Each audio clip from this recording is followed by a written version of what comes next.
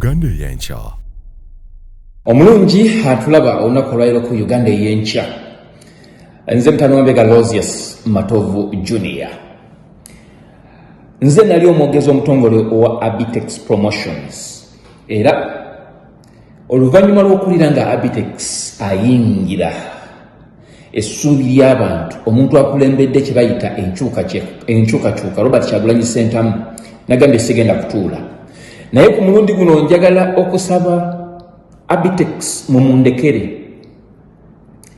Yekolera itongwa nkwegayiridde Abitex mundekere. Kaye wisdom Abitex mundekere.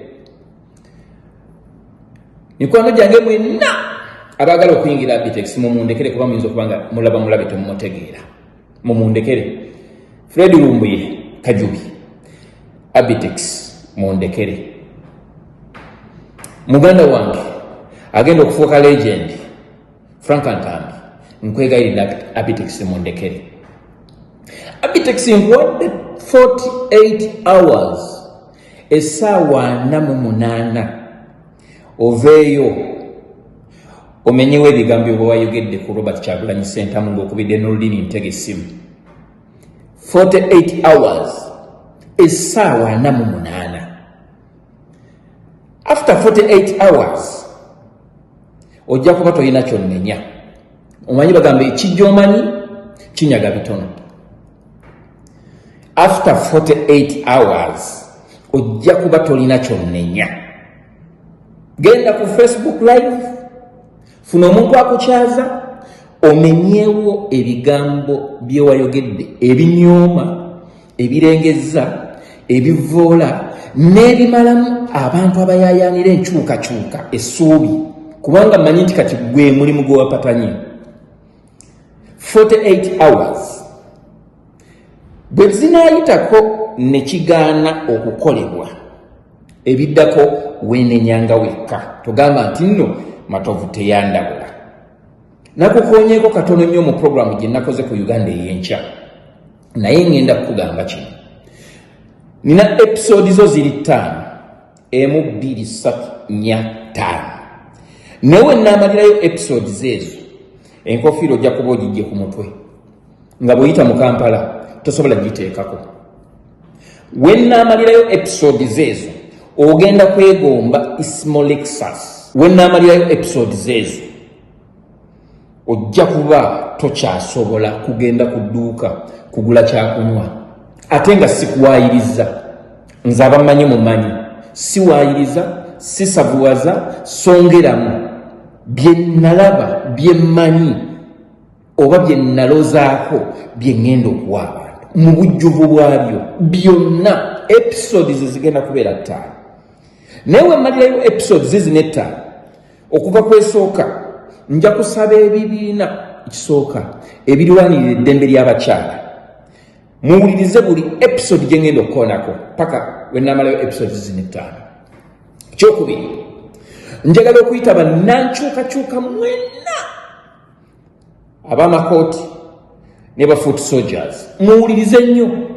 We naamalirayo episodes zino tewaliyo muntu agenda kuddamu kuyingira kivu nga kitegekeddwa oba nga mulimu erinnya eriyitibwa Abitex Promotions.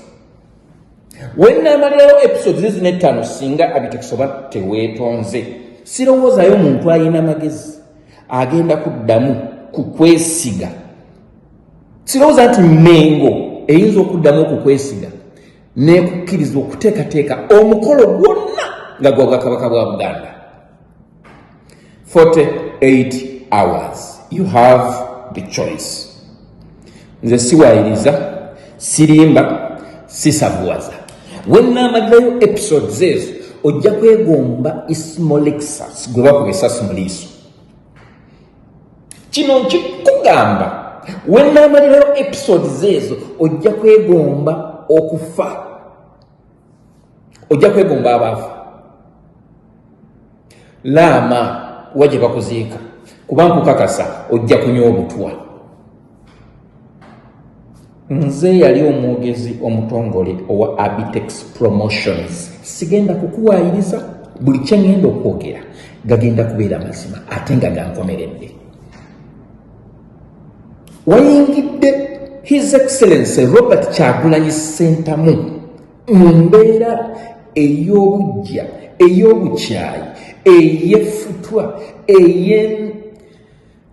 nga weerabidde nti yakutte bendera y'essuubi ly'Abannayuganda olw'ebigendererwa byo gwe ng'omuntu. Tofaayo 48 hours ogenda kwegomba abali mu ggwanika, ate n'omulambo gujja kuswala, kuba n'abantu abagenda okukungubagira bajja kunoonya we bagenda okukungubagira nga nabo ate n'omulambo gwo gujja kuswala, kuba n'abanakukungubagira ng'onywedde obutwa bagenda kunoonya we bagenda okuteeka omulambo gwo okukungubagira era nga bawammantawo obuwammansi. 48 hours. Nze mutabani wa Mbega, Aloysious Matovu Junior. Gwe eyetaaga of course abagenda okusigira langi mu ggwanga Uganda, ali mu kibuga Kampala, ali ebweru eggwanga nenga business zo zikolera mu ggwanga Uganda, osobola okwekwata banafa ba Ebenezer Painters basanga mu kibuga Kampala, era basobola okubeera nga basiiga ekizimbe ky'olangi okwetolera eggwanga Uganda wonna.